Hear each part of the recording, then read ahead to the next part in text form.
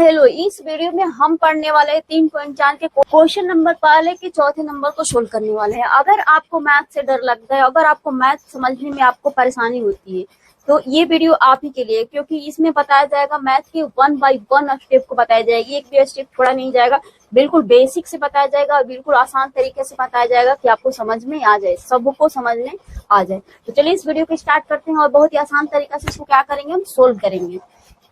तो सबसे पहले हम क्या करते हैं कि सवाल को पढ़ लेते हैं। दिया है कि निम्न समीकरण का युग्मों को विलोपन तथा प्रतिस्थापन विधि से हल कीजिए। कौन सी विधि अधिक उपयुक्त है? तो हमें विलोपन विधि से भी हल करना है, हमें प्रतिस्थापन विधि से भी हल करना है आपको, ठीक है। उसके बाद आपको ये बताना है कि आपको सबसे ज्यादा सरल कौन सा विधि लगा, विलोपन लगा या प्रतिस्थापन। ये तो आपको हल करने के बाद ही पता चलेगा। तो चलिए हल करते हैं। तो सबसे पहले हम हल करेंगे विलोपन विधि से, उसके बाद हल करेंगे प्रतिस्थापन विधि से। सबसे पहले विलोपन विधि से हल करेंगे, तो यहाँ पर हम क्या लिख लेंगे विलोपन विधि, क्योंकि आपको पता रहेगा सबसे विलोपन कहाँ है, पहले तो हम विलोपन से ही बनाएंगे। तो यहाँ पर लिख लेते हैं विलोपन विधि और उसके बाद क्या करेंगे, हल करेंगे। तो ध्यान से इस समीकरण को देखिए, ये वाला समीकरण x/2 + 2y/3 -1 है।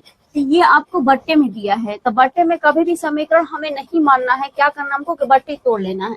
तो हम इसको उतार लेंगे और लघुत्तम लेके इन सारे बट्टे को हटा लेंगे, फिर इसका भी एलसीएम लेके सारे बट्टे को हटा लेंगे पहले।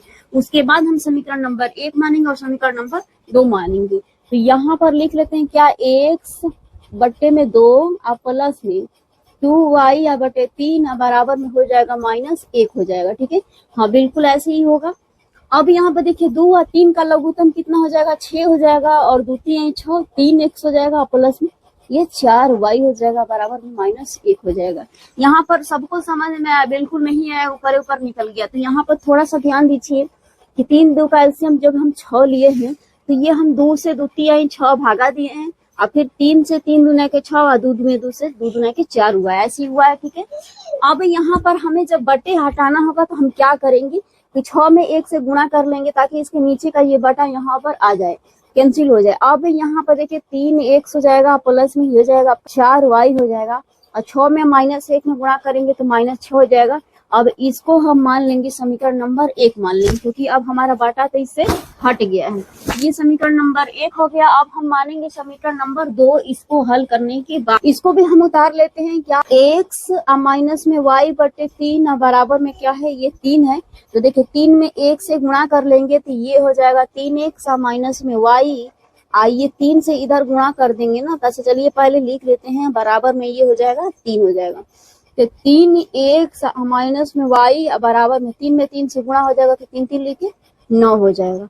अब इसको हम मान लेंगे समीकरण नंबर 2 मानेंगे, कि 1 बन गया, 2 बन गया, बटा हट गया, बटा फ्री है। उसके बाद अब क्या करेंगे कि हमें हल करना है किस विधि से, विलोपन विधि से हल। इसमें भी 3x वाला है, इसमें भी 3x वाला है। देखिए 3x और 3x बराबर है। हमें यही करना होता है विलोपन विधि में, कि आपको देखना पड़ता है कि x और y वाले में से कोई भी आपको क्या करना पड़ेगा, बराबर करना पड़ेगा। इस बात के कंसेप्ट को आपको हमेशा याद रखना पड़ेगा कि अगर जब भी आप विलोपन विधि से हल करेंगे एक्स वाई वाले में से किसी एक नंबर को, या तो आप एक्स वाले को या तो वाई वाले को आप बराबर नंबरिंग में कर दीजिए। उसके बाद आप जोड़ने या घटाने पर जो भी कंडीशन होता है, एक प्लस एक माइनस में आप कर दीजिएगा, तो ये क्या होगा, आसानी से कैंसिल हो जाएगा। उसी स्थिति को देखते हुए यहाँ पर देखिए कि 3x इसमें भी है, 3x इसमें भी है। समीकरण 1 और 2 में दोनों में 3x है। बात समझ में आ रही है आपको? तो जब ये भी 3x है और ये भी 3x है, और दोनों का चिन्ह क्या है, देखिए ये भी 3x प्लस में, ये भी 3x प्लस में, तो ऐसे तो कटने वाला है नहीं।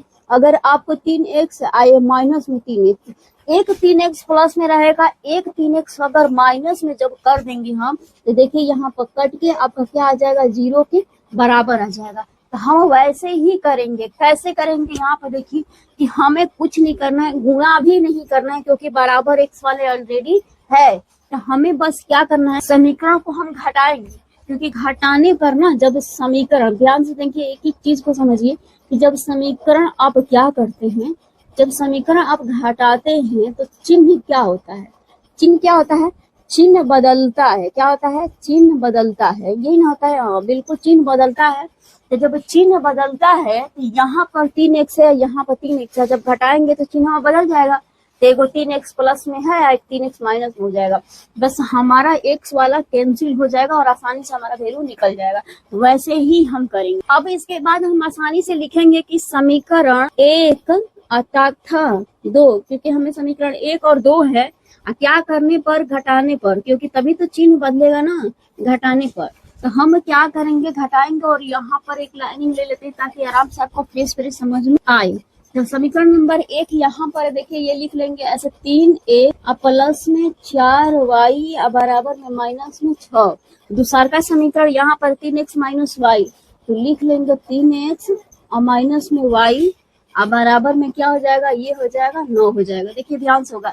उसके बाद हम एक लाइनिंग पार लेंगे क्योंकि हमें घटाना है ना, घटाते समय ऐसे ही आप करते हैं ना, हाँ बिल्कुल ऐसे ही लाइन पारते हैं, उसके बाद घटा। इसमें भी हम ऐसे ही करेंगे, लेकिन ये समीकरण है तो बीच में बराबर दे देंगे, इधर वाला इधर जोड़ेंगे घटाएंगे और इधर वाला इधर जोड़ेंगे घटाएंगे।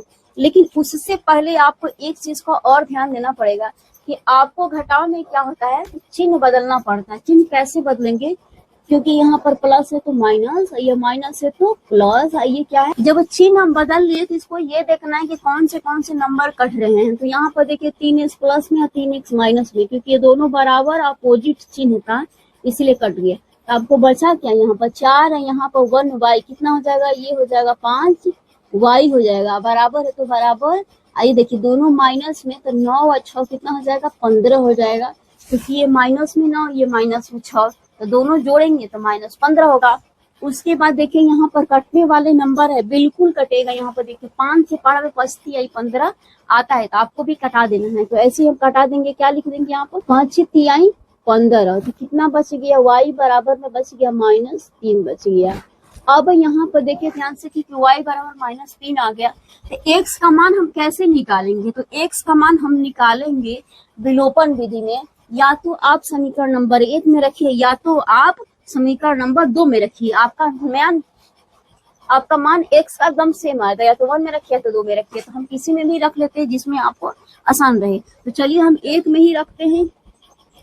यहाँ पर लिख लेते हैं क्या कि समीकरण 1 में क्या कर रहे हैं, 1 में y का मान रख दे रहे हैं। तो y का मान कितना निकला हुआ है, -3 देखो y का मान रखने पर। अब y का मान है कितना, देखिए यहाँ पर समीकरण नंबर 1 ये है, क्या है 3 है, x है, अब प्लस में 4, अब y के जगह पर मान कितना निकला हुआ है, y के जगह पर मान निकला हुआ है -3, तो -3 रख लेते हैं। उसके बाद बराबर में क्या है, बराबर में देखिए समीकरण नंबर 1 में बराबर में -6 है, तो यहाँ पर ले लेते हैं -6 ले लेते हैं, हो गया। अब इसको कैलकुलेट करना है सिंपल, हमें x का वैल्यू आराम से निकल जाएगा, ठीक है, आराम से निकलेगा।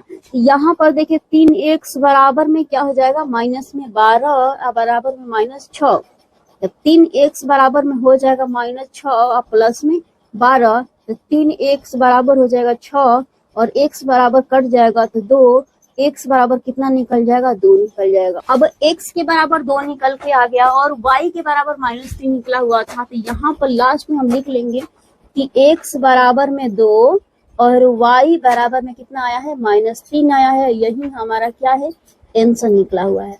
तो ये वाला किस विधि से है, ये विलोपन विधि से हम लोगों ने सोल्व किया। x बराबर 2 आया, y बराबर -3 आया। लेकिन अब हम हल करेंगे प्रतिस्थापन विधि से, और वो भी उसमें भी उतना ही आएगा जितना विलोपन विधि से मान आएगा। क्योंकि किसी भी विधि से आप हल कीजिए, आपका x y का मान हमेशा स्थिर रहने वाला है, क्योंकि आपको मेथड बदल रहा है, सवाल नहीं बदल रहा है। इसलिए x का भी मान उतना ही आएगा, y का भी मान उतना ही आएगा। तो चलिए अब हम हल करते हैं किस विधि से, प्रतिस्थापन। अब देखिए अब हम हल करेंगे इसको प्रतिस्थापन विधि से। तो करना कुछ नहीं, यहाँ पर सबसे पहले हम क्या लिख लेते हैं, प्रतिस्थापन विधि, क्योंकि प्रतिस्थापन से हम अब हल करें। अब देखिए प्रतिस्थापन विधि लिख लिए, लेकिन हमें इस समीकरण को हमें फिर से तोड़ना पड़ेगा।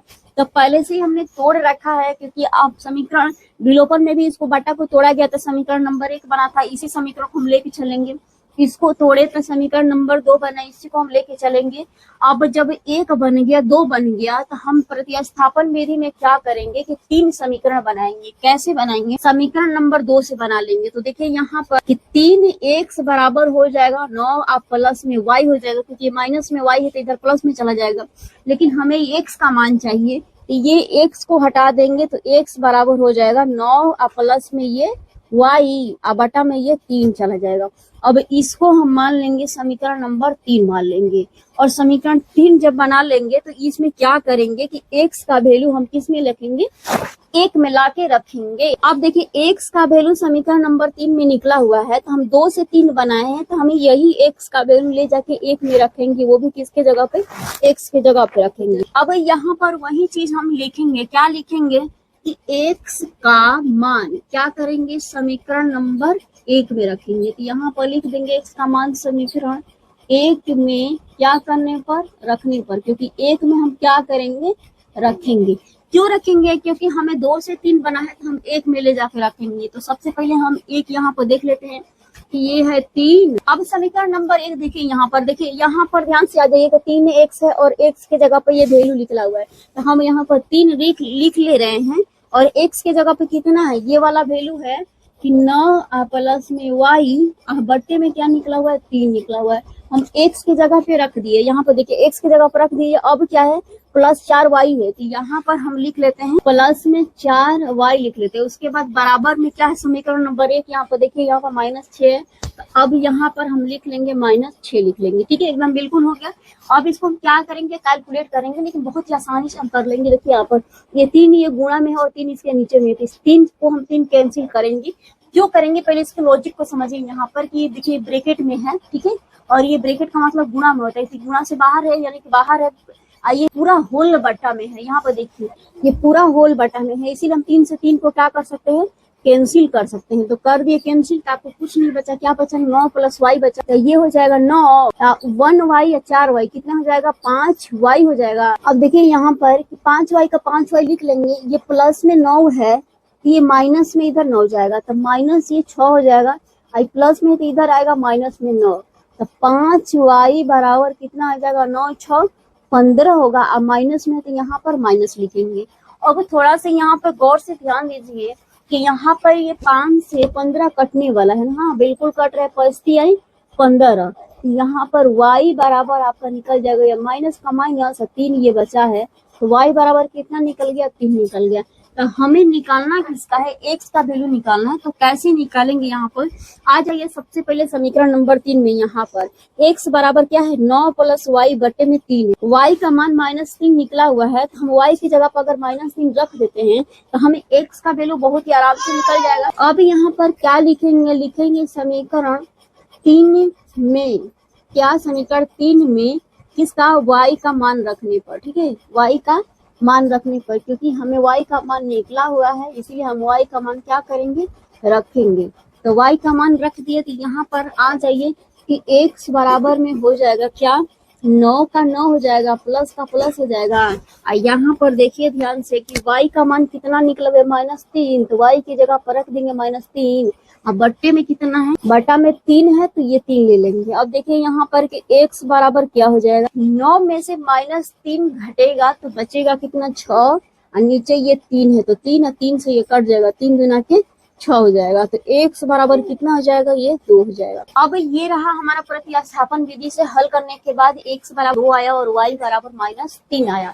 जबकि हम विलोपन विधि से भी हल किए तो x बराबर 2 ही आया था और y बराबर -3 ही आया था, यानी कि मैथड भले ही बदल सकता है लेकिन आपका सवाल नहीं बदला, इसलिए आंसर क्या आएगा, सेम आएगा। तो यहाँ पर हम लिख लेंगे क्या कि x बराबर में ये 2 हो जाएगा और y बराबर क्या आ जाएगा, -3 आ जाएगा। तो इसी तरह से हम हल करेंगे विलोपन विधि से और प्रतिस्थापन विधि से, और ऐसे ही हम सवाल को बनाते रहेंगे। अब कल के वीडियो में आपको मिलेगा क्वेश्चन नंबर 2 का सॉल्यूशन। तो चलिए मिलते हैं अगले वीडियो में, तब तक के लिए